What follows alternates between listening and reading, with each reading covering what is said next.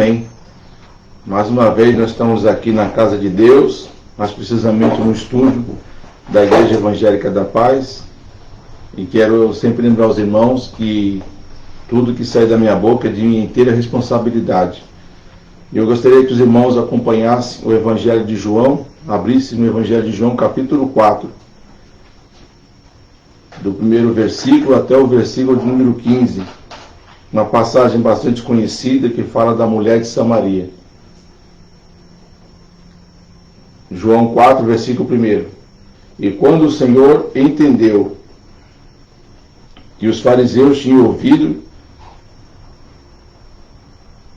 que Jesus fazia e batizava mais discípulos do que João, ainda que Jesus mesmo não batizava, mas os discípulos, deixou a Judéia e outra vez para a Galiléia, e era necessário passar por Samaria.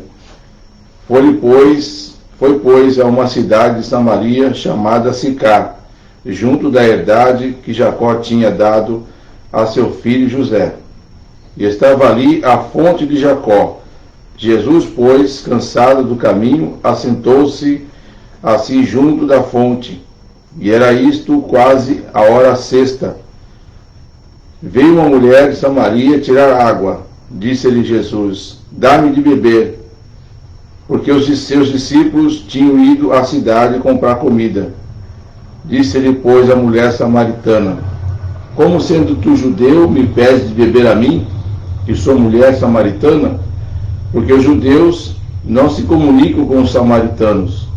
Jesus respondeu e disse-lhe: se tu conheceras o dom de Deus, e quem é o que te diz, dá-me de beber, tu lhe pedirias, e ele te daria água viva.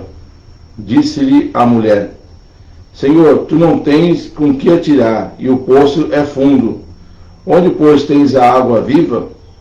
És tu maior do que nosso pai Jacó, que nos deu o poço, bebendo ele próprio dele, e os seus filhos e o seu gado? Jesus respondeu e disse-lhe: qualquer que beber desta água tornará a ter sede, mas aquele que beber da água que eu lhe der nunca terá sede, porque a água que eu lhe der se fará nele uma fonte de água que jorre para a vida eterna. Disse-lhe a mulher: Senhor, dá-me desta água para que não mais tenha sede e não venha aqui tirá-la. Amém? Então estamos aqui falando do Evangelho de João, capítulo 4, do primeiro versículo até o verso 15.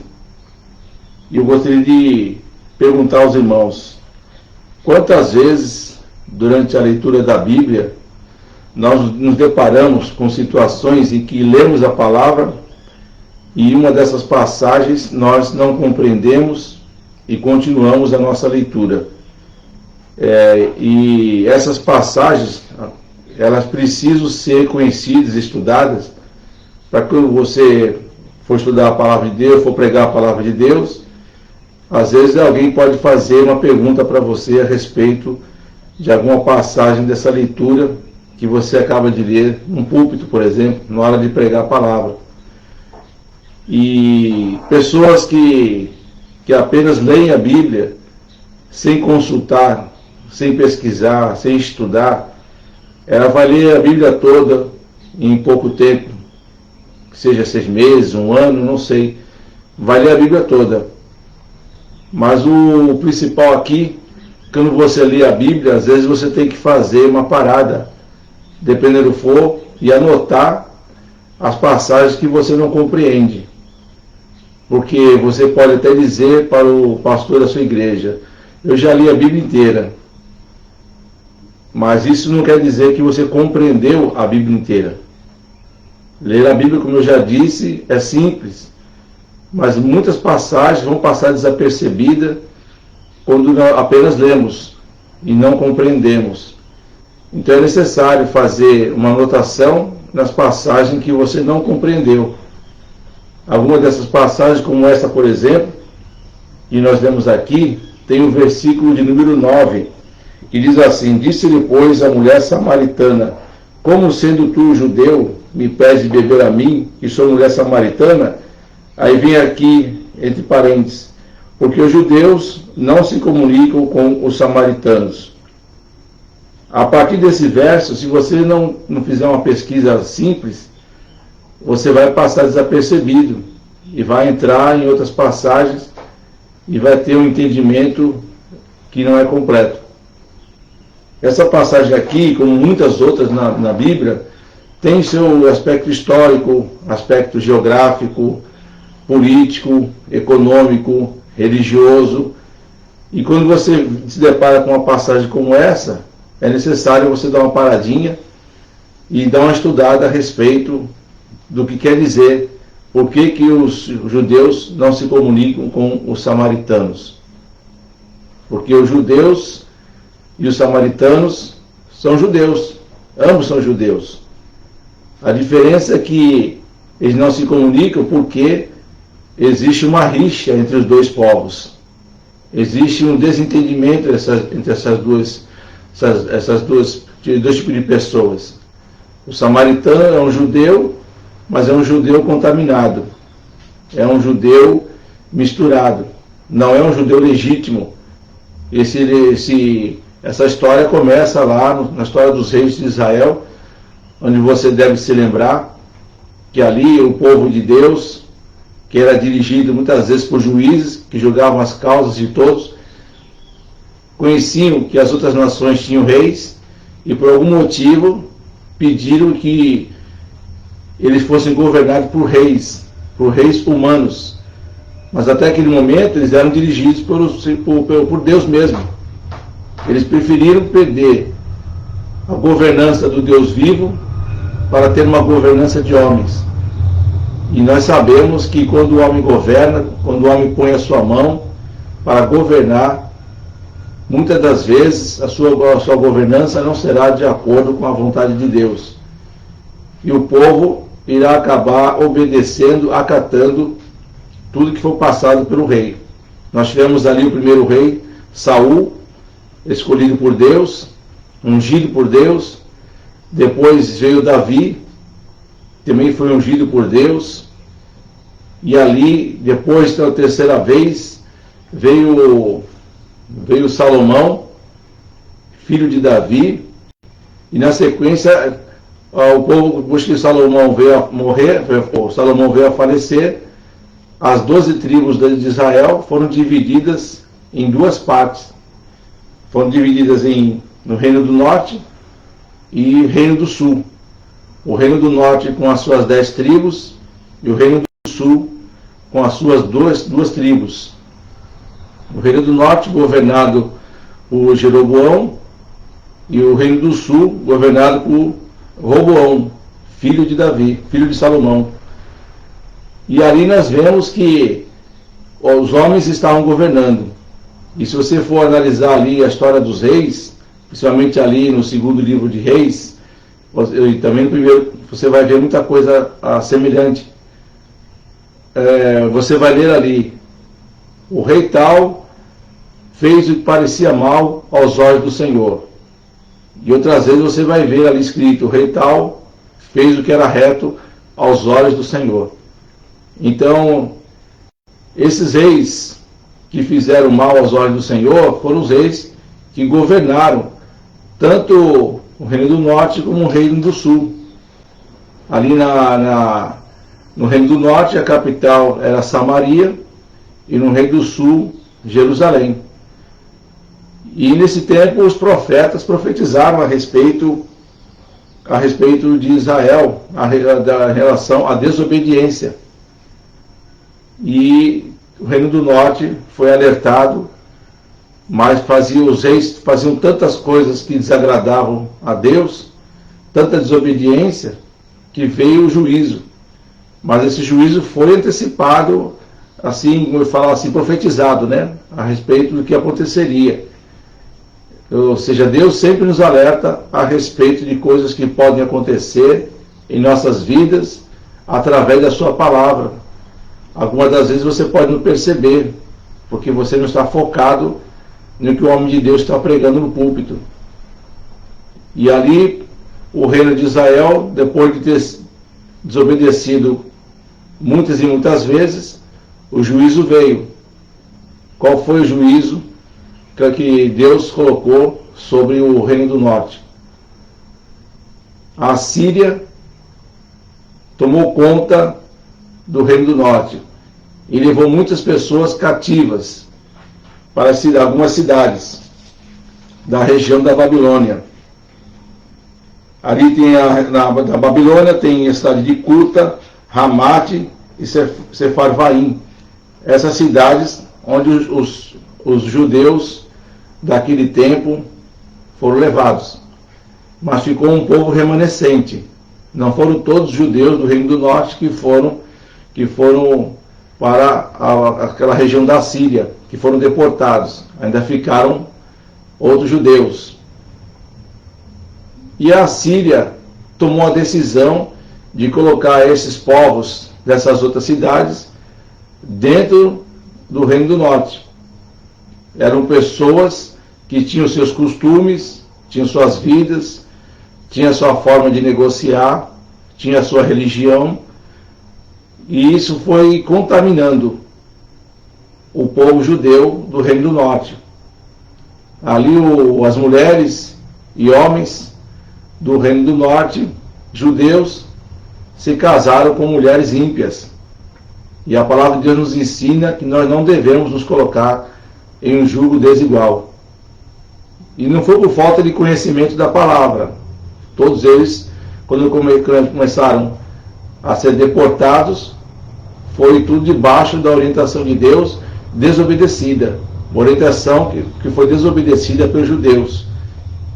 E esses povos que começaram a habitar ali no Reino do Norte, como já falamos, entraram em contato uns com os outros, começaram a se conhecer, e ali começou a haver uma mistura. Né? Já falamos aqui que muitos deles se casaram com mulheres ímpias e vice-versa. E o que acontece? O que aconteceu? Houve uma miscigenação. E essa miscigenação de raça fez com que Israel, o povo do Reino do Norte, os judeus do Reino do Norte, se contaminassem de tal forma que ali eram celebradas a religiosidade, os cultos pagãos dentro do Reino do Norte. E isso fez com que todo aquele povo se contaminasse. Já o Reino do Sul não foi diferente. Também foram orientados por Deus para não desobedecerem a sua palavra. E muitas foram as vezes em que os reis de Israel desobedeceram a Deus e fizeram o que era mal aos olhos do Senhor. Conduziu o povo em idolatrias, conduziu o povo em costumes fora dos padrões bíblicos, fora da Torá. E o que aconteceu? Deus orientou, eles desobedeceram. Então eles foram levados cativos para Babilônia. E quando chegou na Babilônia, ficaram 70 anos ali durante aquele castigo que Deus os colocou por causa da desobediência. Mas como eu disse antes, todos foram orientados a respeito do que aconteceria se Israel não se voltasse para Deus. O Reino do Sul, que é a capital Jerusalém, entrou em desobediência e ali houve aquele ataque dos babilônicos sobre Israel no Reino do Sul. O povo foi extraditado para lá, ficaram 70 anos, e durante esse tempo tinha ali um rei chamado Joaquim, que governava ali Judá, e foi imposto para ele, pelo rei da Babilônia, Nabucodonosor, que pagasse impostos. Joaquim não concordou, porém teve que aceitar.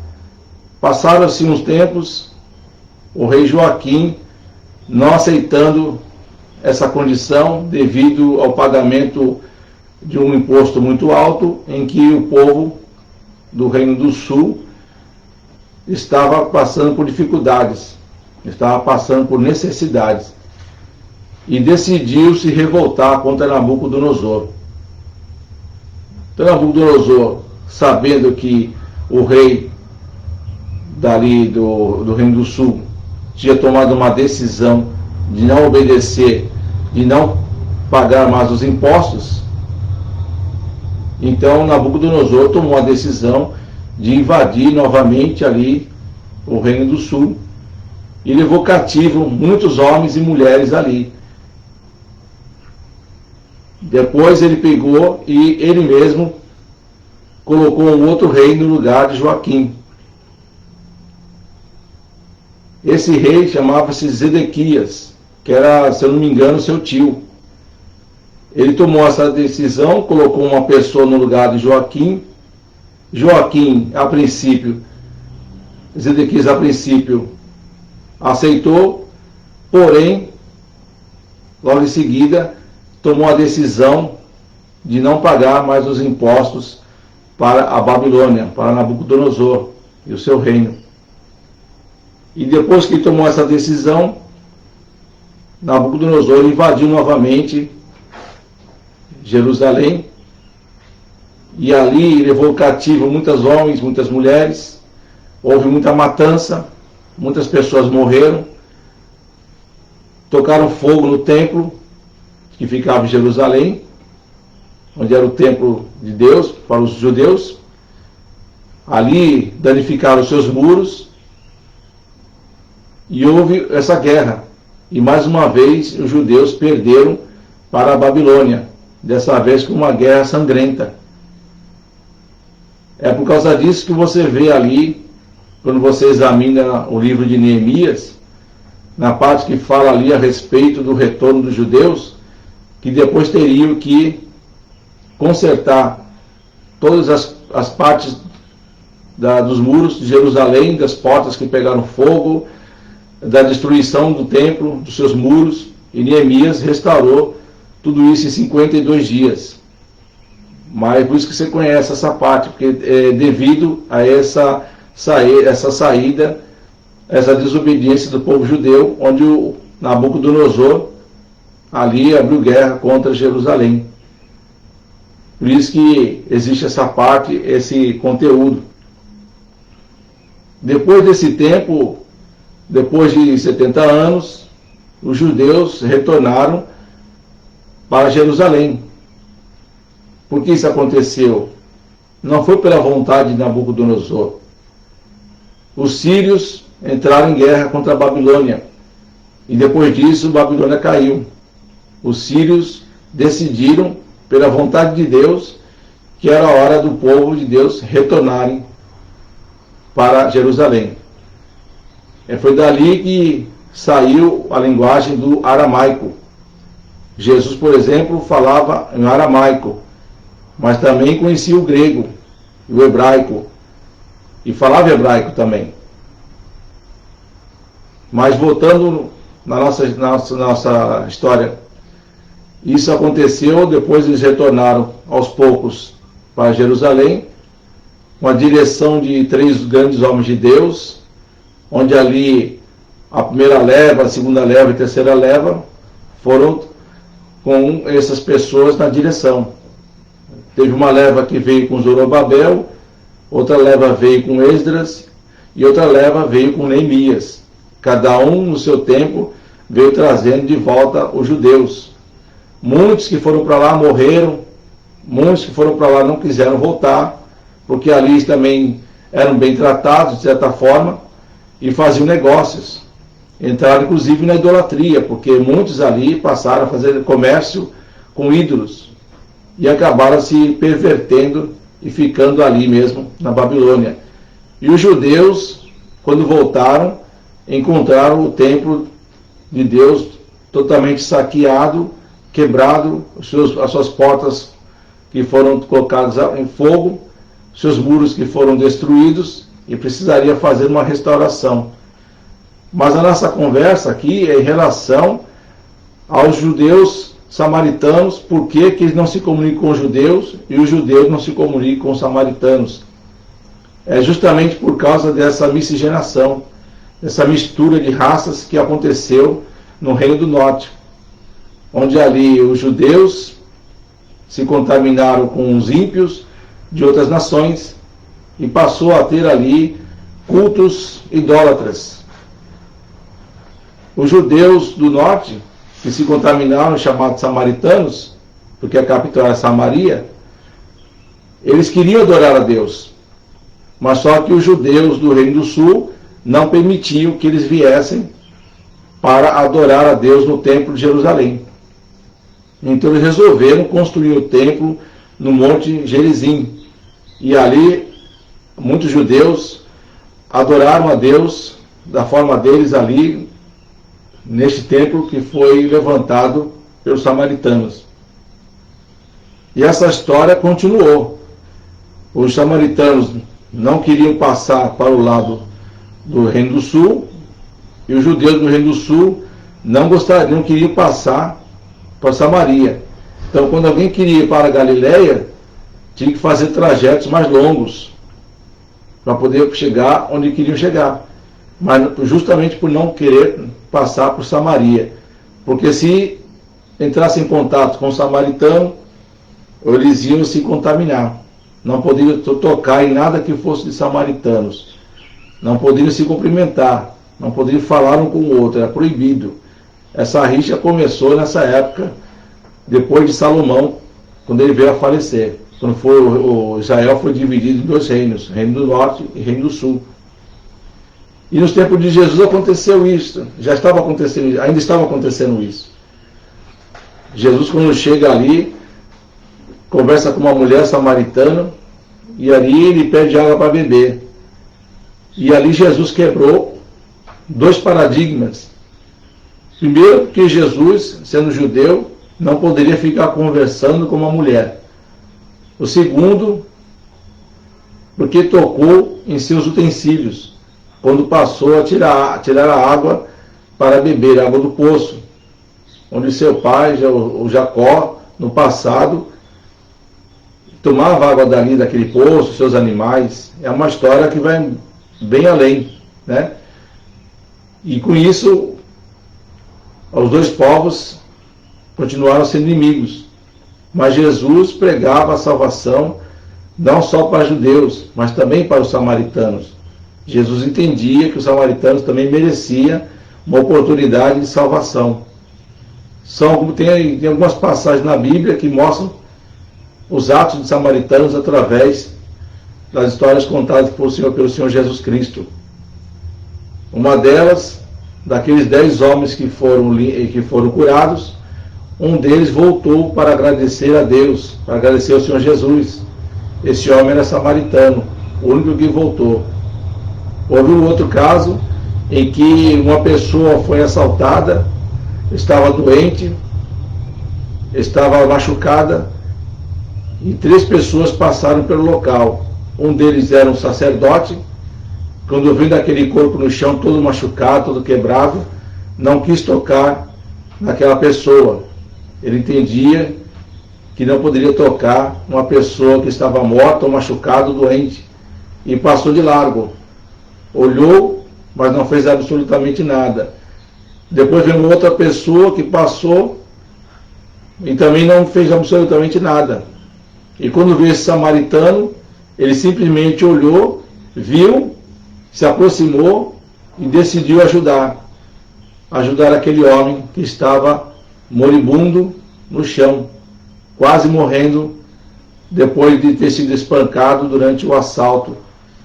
Esse homem levou para uma hospedaria, cuidou desse homem que estava moribundo e ali disse para o dono do lugar: o que ele precisar mais, faze-o, porque eu restituirei vocês o que gastar mais.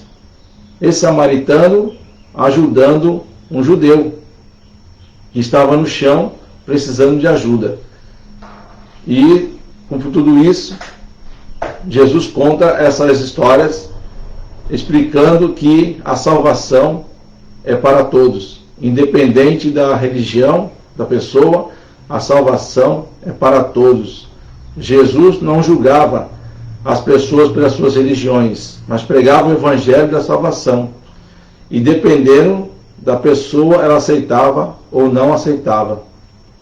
Mas quando eu estava preparando esta lição para trazer para os irmãos, ainda ontem, durante o dia, Deus me mostrava esse Reino do Norte, o Reino do Sul, com igrejas cristãs, igrejas evangélicas, e mostrava para mim ali, no entendimento que eu tive, que as igrejas antigas, as igrejas como as antigas Assembleias de Deus, né, e outras igrejas muito conhecidas, andavam conforme a vontade de Deus, né? Tinha-se ali as suas vestes com temor, cantavam louvores, hinos a Deus. Deus usava pessoas, grandes homens de Deus saíram dessas igrejas. Mas a igreja evangélica dos dias de hoje, elas estão sendo contaminadas. É como se fossem igrejas samaritanas. A igreja de hoje é uma igreja, não generalizando, mestiça, porque tem trazido do mundo os costumes, tem trazido do mundo algumas culturas, como se fossem normais. E as pessoas que estão permitindo que coisas aconteçam são pessoas que são dirigentes de igrejas, pessoas que têm uma responsabilidade num púlpito e que dirigem uma igreja. Ele tem essa responsabilidade, e essa responsabilidade é para ele tomar decisões conforme a vontade de Deus. E, no meu entender, essa miscigenação não é nem de culturas, embora eu tenha aceitado algumas coisas dentro da igreja, tem a ver com usos e costumes. A igreja de hoje é considerada uma igreja samaritana por permitir que coisas do mundo entrem dentro da casa de Deus. Hoje, se você comparar com a igreja evangélica de antigamente, a igreja evangélica de antigamente é como se fosse a igreja dos judeus, do Reino do Sul, que não se contaminava. Embora tinha desavenças ali por causa dos seus governantes, ela não se contaminava. Então, dirigentes de igrejas evangélicas hoje, eles estão permitindo que algumas coisas entrem dentro da casa de Deus. Eu me lembro bem, eu já contei isso, que quando eu estava trabalhava numa empresa de Cubatão, eu ficava ali, aqui perto do Canal 5, com a Avenida Pedro Lessa, eu ia trabalhar à noite. E quando eu ia trabalhar à noite, eu via os irmãos saindo da igreja, tamanho 11 horas da noite, saindo da igreja. Os irmãos que estavam saindo da igreja depois de terem adorado ao Senhor. Pessoas que vinham da igreja depois de ter lido a Bíblia, de ter participado dos cultos ao nosso Deus. E esses irmãos saíam de forma alegre, jubilante. Eu percebia a alegria deles. Eles falavam, eles adoravam a Deus na rua.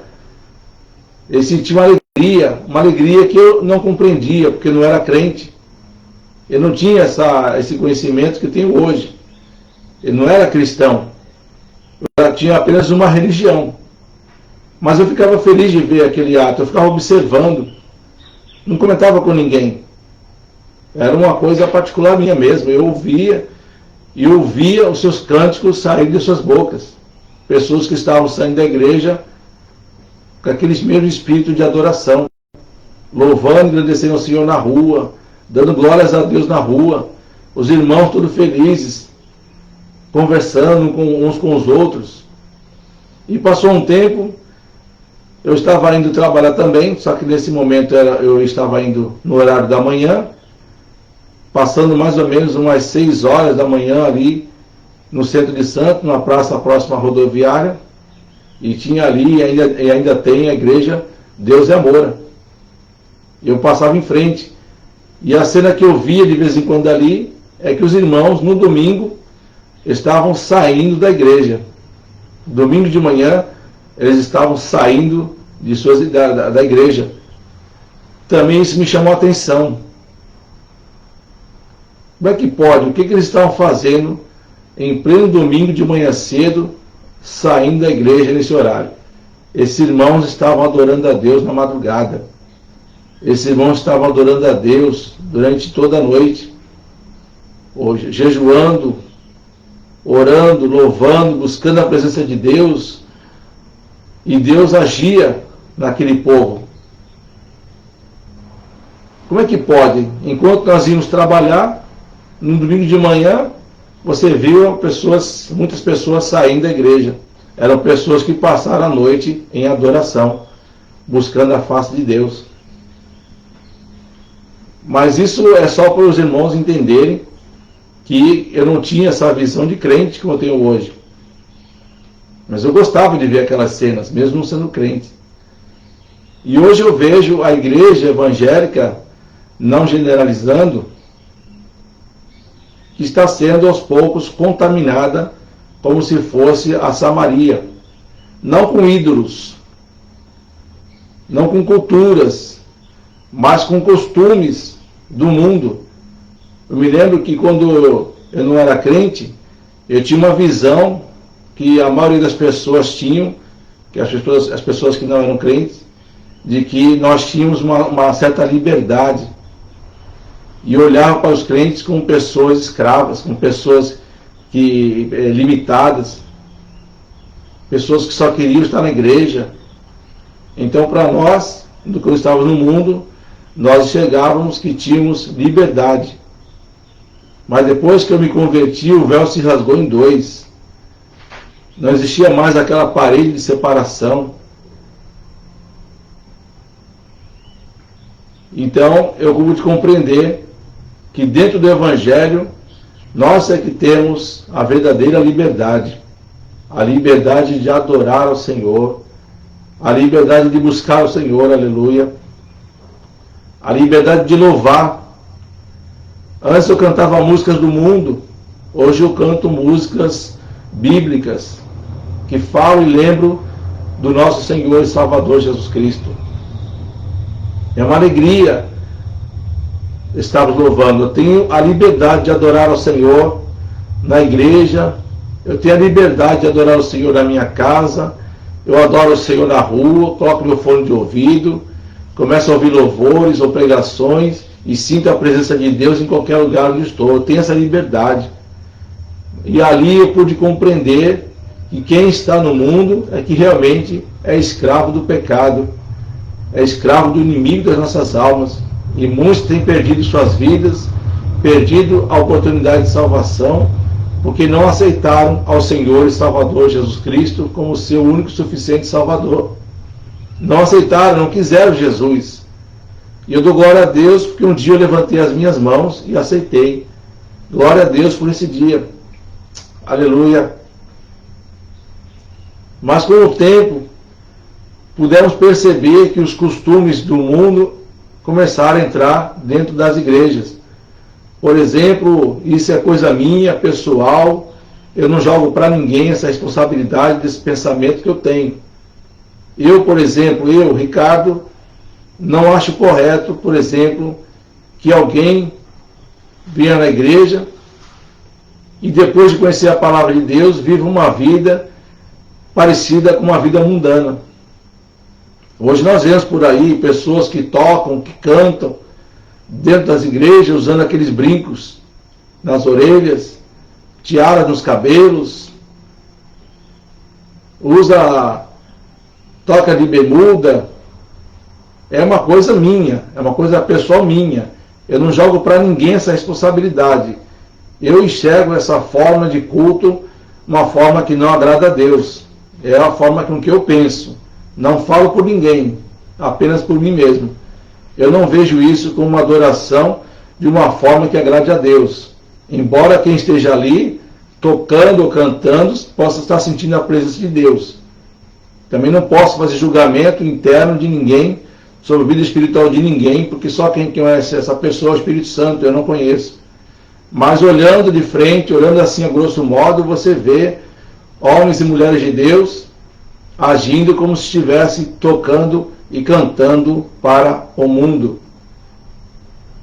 Coisa que antigamente os jovens olhavam para a igreja como um espelho.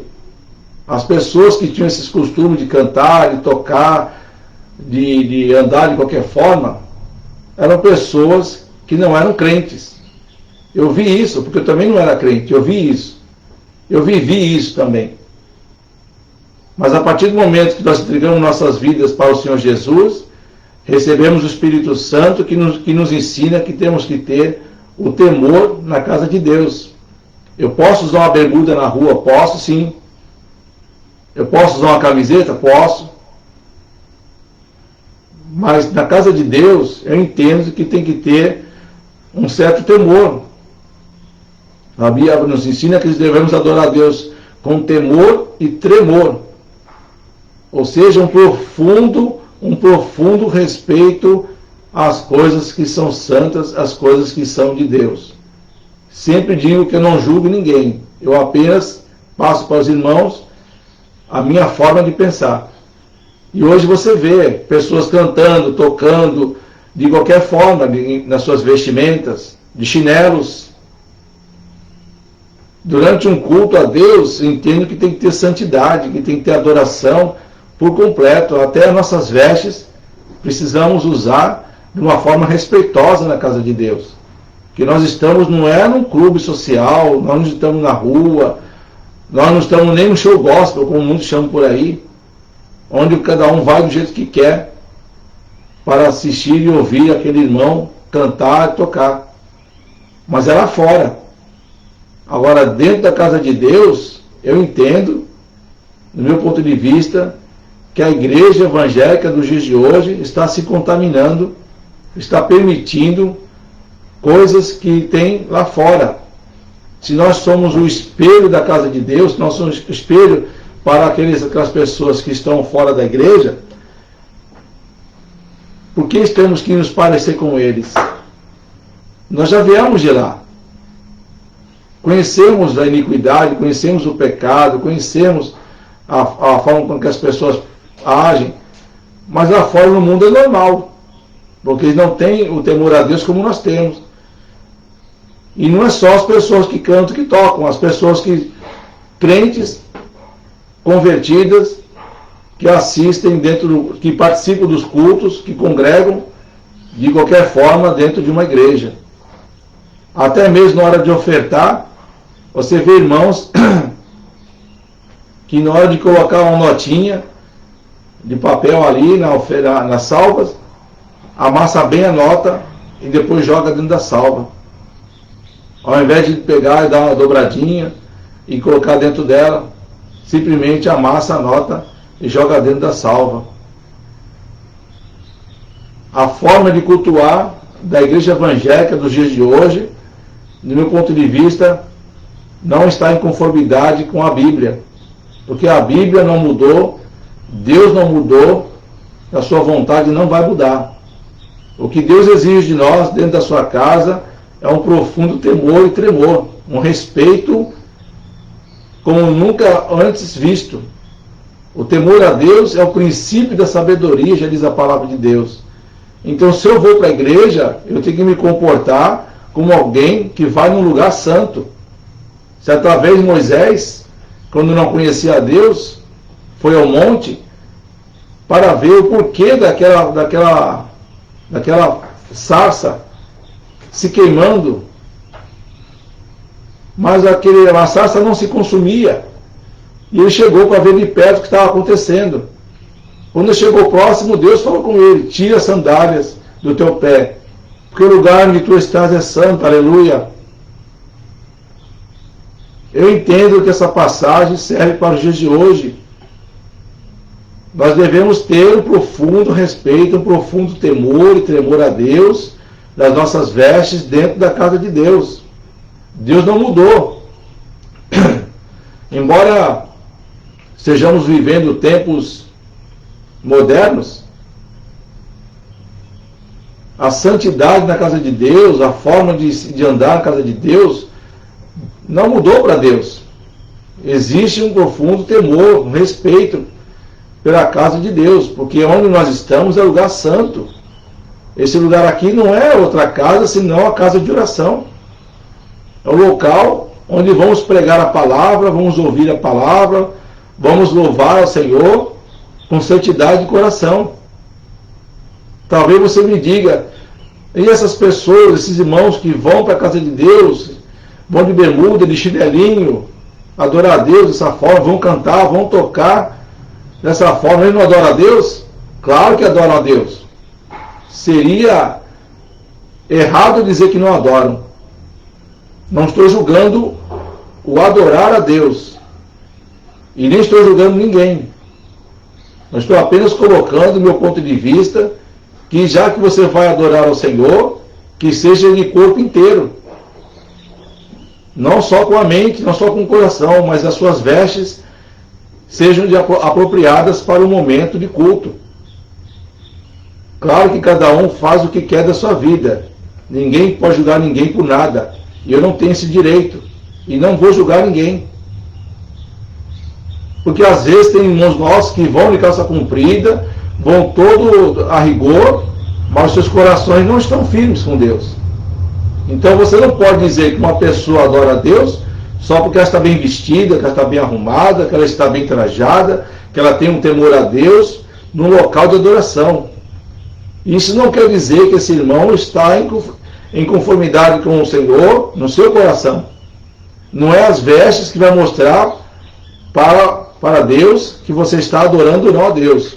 Você pode ver pessoas que até estando de bermuda na casa de Deus, chinelinho, estão em profunda adoração ao Senhor. Enquanto pessoas que estão muito bem arrumadas, aparentemente estão adorando o Senhor, mas a sua vida não é de adoração. Por isso não se pode fazer julgamento a respeito das vestes. Eu não faço julgamento. Eu apenas coloco o meu ponto de vista que quando queremos adorar a Deus, que essa adoração seja completa. Corpo, alma e espírito. Uma adoração sincera. A casa de Deus é local de adoração, é um lugar santo. Onde na casa de Deus, enquanto o louvor toca, enquanto o louvor canta, pessoas são curadas. Pessoas são libertas. Aleluia. Pessoas ali são salvas pela palavra do louvor, porque o louvor fala aos nossos corações. O testemunho de alguém que vai usar o microfone para testemunhar o que Deus tem feito na vida dela, fala aos nossos corações. Nos edifica.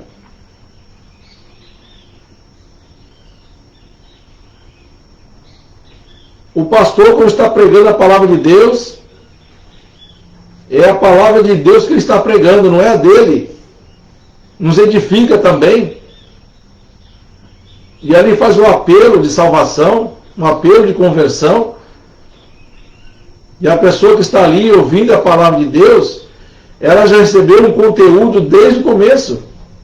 Antes do apelo, esse homem e essa mulher, que estão visitando a casa de Deus, já foram tocados pelo louvor, foram tocadas pela oração, foram tocadas pelo testemunho, e agora são tocadas pela palavra pregada.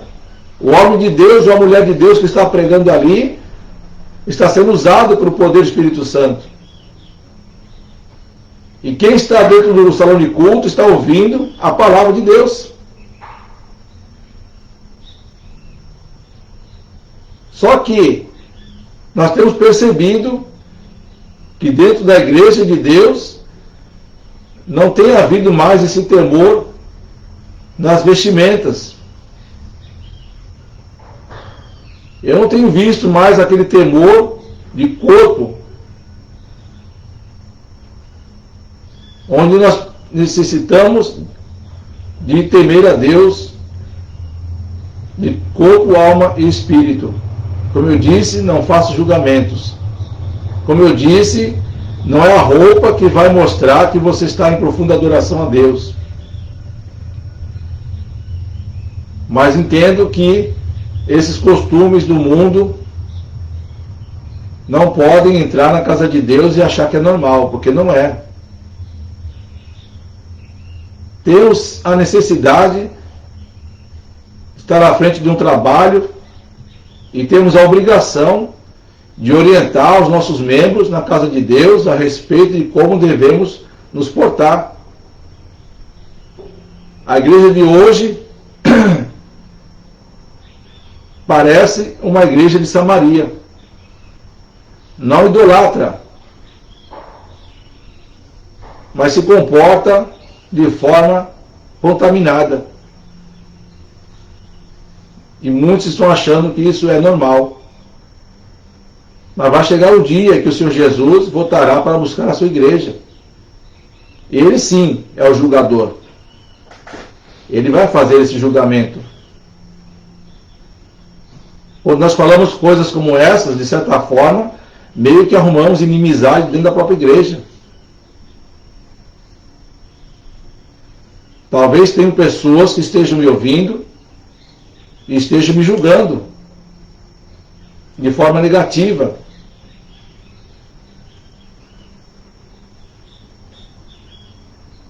Eu entendo que não podemos permitir que as coisas continuem do jeito que estão.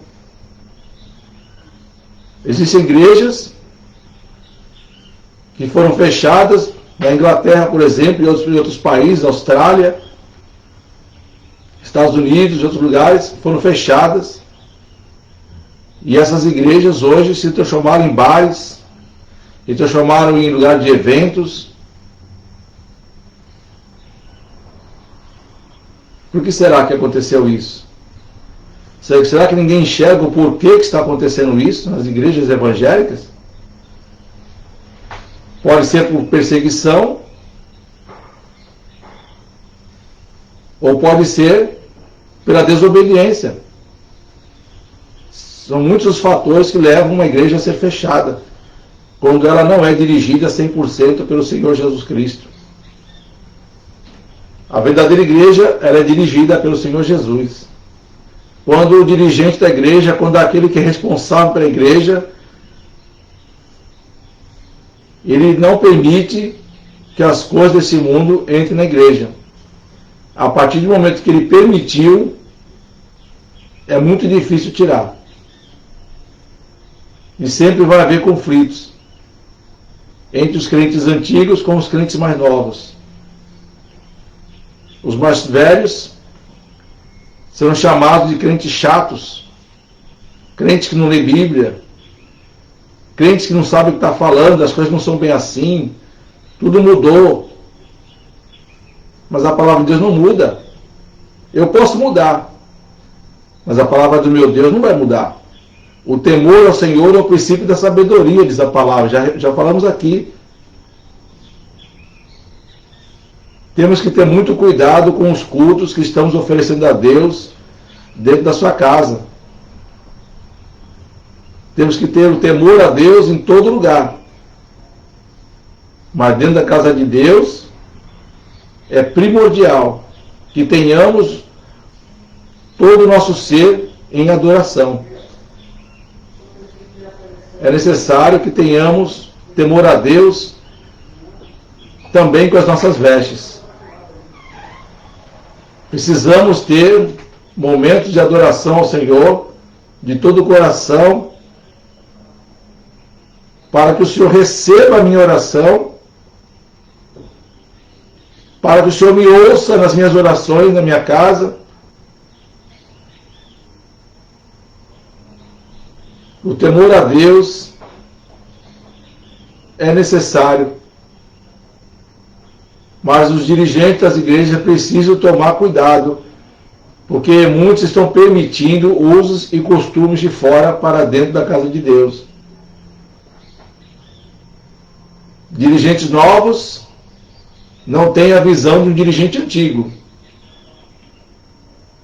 Mas todos nós precisamos ser orientados pela palavra de Deus sobre o que é certo e o que é errado. E mesmo você agindo de forma correta na casa de Deus, mesmo você andando conforme o Senhor se agrada de você nas suas vestes, como disse aqui no reino de Israel, no reino do sul, os judeus verdadeiros que adoravam a Deus de forma correta, também pecaram contra o Senhor. O reino do sul pecou contra o Senhor, por isso foram transportados para a Babilônia. Mesmo sendo judeus, pecaram muitas vezes, porque os seus reis pecaram, Os seus reis queriam que fosse feito tudo conforme a sua vontade. Então todo o povo obedecia à voz do seu rei. E hoje nós obedecemos à voz do nosso pastor, daquele que é dirigente da igreja, aquele que é o responsável pela igreja. E o pastor responsável pela igreja não pode permitir que usos e costumes entrem na sua igreja, porque depois que entrar não sai mais. Na igreja de Corinto, por exemplo, as pessoas adoravam a Deus, falavam em línguas estranhas, mas o dirigente daquela igreja aceitava o incesto que acontecia naquele lugar. Um homem com a sua madrasta, com a sua mãe, tendo relações. A igreja sabia disso e não fazia absolutamente nada. E os cultos continuavam tendo normalmente. Até que o apóstolo Paulo repreendeu aquela igreja a respeito do que está acontecendo. Então nós não estamos aqui para repreender ninguém. Estamos aqui apenas para orientar que os usos e costumes de fora é para ficar lá fora. Aqui na casa de Deus precisamos ter o temor a Deus em todos os sentidos. Que vai chegar um momento em que aquele que julga vai julgar mesmo. Como eu disse no início, eu posso estar sendo chato para muitos, mas eu entendo que o que a Bíblia nos ensina, que temos que ter reverência na casa de Deus. E a reverência passa também para as nossas vestes. Eu disse também. Estar bem vestido na casa de Deus, como já disse, não significa, não é sinônimo de adoração. Porque não é a nossa veste que adora, é o nosso coração. O que sai da nossa boca vem do coração.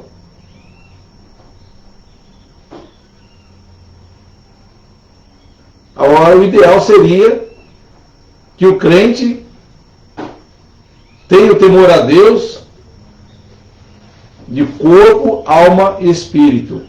Mas não somente a alma e espírito, mas corpo, alma e espírito. Precisamos ser crentes na casa de Deus de uma forma que o Senhor se agrade de nós. Não queremos uma igreja evangélica hoje parecida com Samaria. Mas queremos uma igreja hoje parecida com os judeus do Reino do Sul, que não aceitavam os usos e costumes e culturas dos judeus do Reino do Norte. Por isso, existia essa rixa entre os dois povos. Ambos são judeus. Mas os judeus do Reino do Norte eram considerados como judeus impuros, devido à miscigenação. Não eram aceitos.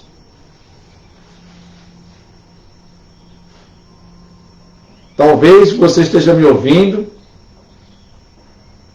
esteja se sentindo triste com o que eu acabei de falar. Mas eu sinto muito por isso, porque eu falo o que o Espírito Santo me manda falar. Não falo o que o homem quer ouvir. Conheci gente que foi expulso de igreja por falar a verdade. Conheci. Que era mal visto, porque falava a verdade. Não falava para agradar a homens, mas falava para agradar a Deus. Ou será que os profetas do passado estavam todos errados? Quando Deus mandava eles falarem coisas que iriam trazer consequências, eles falavam. Jeremias, por exemplo, sofreu, foi jogado num calabouço, num poço cheio de lama, se machucou todo, foi preso. O apóstolo Paulo foi preso. Por que será que hoje ninguém vai preso? Porque hoje temos uma legislação, temos um país que é laico, onde temos o direito de cultuar o Deus que quisermos e temos o direito de não adorar a Deus nenhum. Mas para você que é crente, eu alerto. Tome cuidado, porque o julgamento virá. E talvez você venha se lembrar, em outro lugar, que você foi avisado. Não sou profeta aqui. Não sou profeta. Deus não está me usando como profeta para falar espiritualmente de que vai acontecer isso e isso, vai acontecer aquilo. Eu não sei o que vai acontecer, eu deixo de acontecer, não sei. A única coisa que eu sei, que Deus quer de mim e de você, que você pregue a verdade. A verdade vai doer, talvez você seja até excluído da sua igreja. Talvez você seja colocado no banco da igreja por pregar a verdade. A igreja evangélica de hoje está se tornando uma Samaria, uma igreja misturada. Então eu peço que você esteja debaixo das potentes mãos de Deus, que você dobre os teus joelhos, que você ore e peça a Deus que você seja dirigido pelo Espírito Santo de Deus e não por palavras humanas, persuasivas. Mas deixa o Espírito Santo de Deus te usar para falar o que convém falar. A palavra de Deus, no passado, doía muito na vida de muita gente. Por isso, os samaritanos sofreram aquelas consequências todas. Por isso, os judeus do Reino do Sul sofreram também as consequências. Pela desobediência de alguém que governava. Porque fazia o que o governante mandava. E hoje temos muitos pastores que dirigem igrejas da sua forma, mas não dirigem a igreja da forma que Deus quer que dirija. É só você ler as 7 cartas e as 7 igrejas do Apocalipse, você vai ver ali. E eu te pergunto, dessas 7 cartas, as 7 igrejas, em qual delas você se enquadra?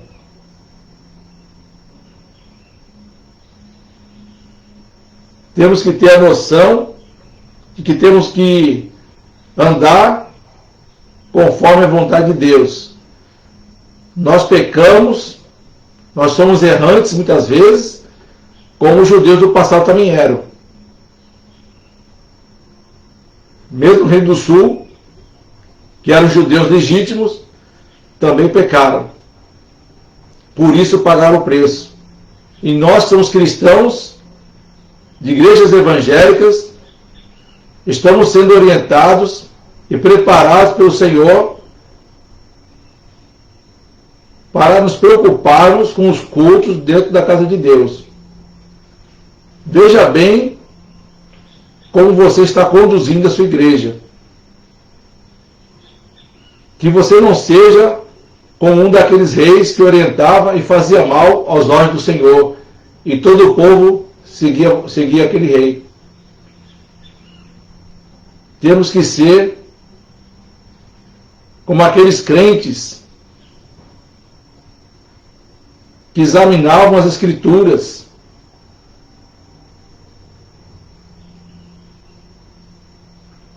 Você tem examinado a Escritura? Você tem estudado a Bíblia? Você tem tido momentos de oração?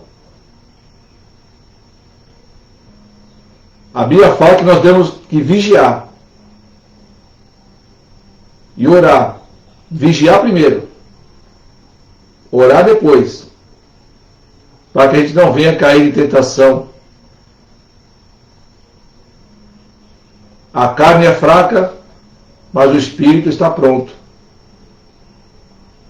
Devemos agir com o Espírito Santo, tomar decisões pelo Espírito Santo, não pela minha convicção.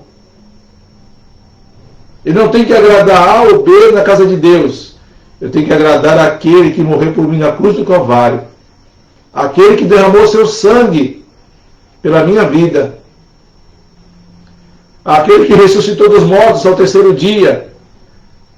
Que depois de 40 dias subiu aos céus. Mas ele disse, eu subo, mas não vos deixarei órfãos. Enquanto ele sobe, o Paráclitos desce. O Espírito Santo. E todo aquele que é nascido de novo recebe o Espírito Santo. O véu se rasga em dois. Aquela parede de separação não existe mais. Você começa a adorar a Deus e entender que agora você tem a liberdade de adorar. Então, meu irmão, minha irmã que está nos ouvindo, preste bem atenção nos cultos que estão sendo conduzidos na sua igreja. E veja bem se esses irmãos e irmãs que estão à frente de trabalhos estão em conformidade com a palavra. Não permita usos e costumes na sua igreja. Depois que isso entra na casa de Deus, não sai mais. E você será o responsável por esses usos e costumes dentro da casa de Deus. Deus abençoe a todos. Vamos orar para terminar. Santo Deus, Pai de nosso Senhor e Salvador Jesus Cristo, eu venho lhe pedir, meu Deus, toca no coração de todo aquele, meu Pai, que está à frente de um trabalho, Senhor. Que tudo seja em conformidade com a Tua palavra. Que esse servo de Deus seja dirigido pelo poder do Espírito Santo de Deus. Que esse servo de Deus fale o que o Espírito do Senhor mandar falar, ainda que desagrade alguns. Porque assim ele estará fazendo a sua parte diante do Todo-Poderoso. Sabemos, ó Deus, que o verdadeiro dirigente da igreja cristã é o Alfa e o Ômega, o princípio e o fim. É o eu sou. Ele é o dono da igreja. Mas nós precisamos ser orientados e obedecer a palavra do eu sou. Em nome de Jesus te pedimos, a Deus, que a tua graça, a tua misericórdia seja estendida sobre nós nesta manhã. E nos ajude, Senhor Deus, a obedecermos a tua palavra e sermos crentes em todo lugar onde estivermos. Sabemos que não é fácil, mas precisamos, ó Deus, de homens e mulheres de Deus que nos oriente de forma correta, de acordo com a tua palavra, Senhor. Em nome de Jesus te pedimos, em nome de Jesus nós já te agradecemos. Para a glória do teu nome, Senhor. Amém.